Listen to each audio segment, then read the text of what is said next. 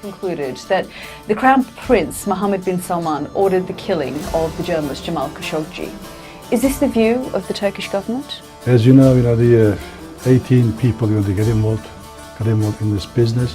Now they are under the arrest in Saudi Arabia. The Turkish prosecutor requested them to return to Turkey to be tried. We have some evidence. We shared all of them with the NATO countries, some of the NATO countries, including the United Kingdom, Americans, Canada, France, and Germany. When you say the evidence, do you mean the audio recording? Audio recording and then the other things. Will this audio recording ever be made public?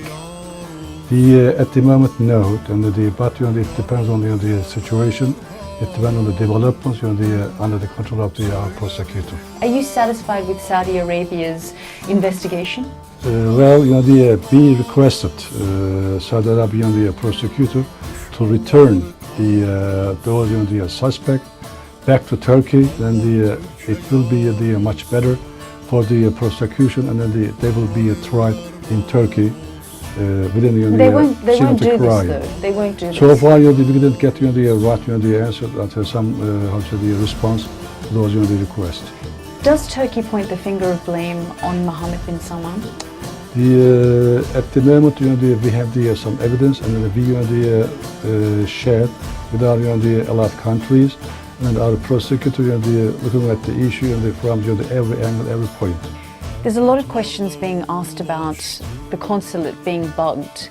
Is this common practice for Turkey? It is not bugging within the consulate. We don't say the source of the audio recordings. This is your comment. No, so there's a lot of curiosity about where this audio recording came but from. At the moment, they are under the control of the intel guys, intel people. There are many who say Turkey is standing up for Jamal Khashoggi and trying to get justice here. But isn't it hypocritical when you have so many journalists yourself in prison? In Turkey, no journalist in prison in a situation like Jamal Khashoggi. All of them they have some criminal, some file behind all days of the activities. Not any of them in prison because of the just dealing with the media issues as a journalist. Never ever. There are reports. It's unrealistic. There are reports though that there are over 100 journalists that have been imprisoned. That's more than China. They are not the journalists. They may have the title of the journalist, but what evidence besides is there are lots of evidence over there within the files. If you look at them closely, you will see what they did by saying that they are journalists. But that's what autocrats like Vladimir Putin and even Mohammed bin Salman are saying about people. Don't confuse the files in Turkey with the others. And then if you are really interested in them, you have to go and then talk with the other prosecutors and the court what they did. Are you saying that the Turkish judicial system is independent? Of course.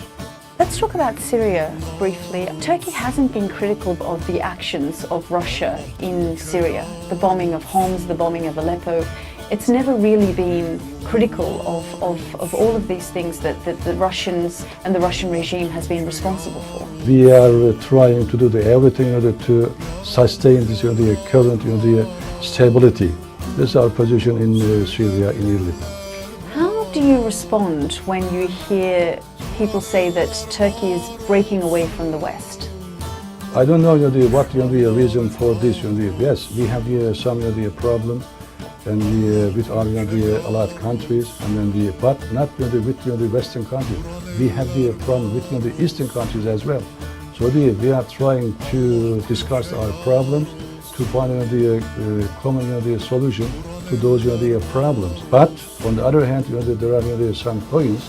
We are not slipping away from the West, but sometimes the Western allied countries pushing us away. Minister, thank you so much. Ağzına sağlık. Var olun.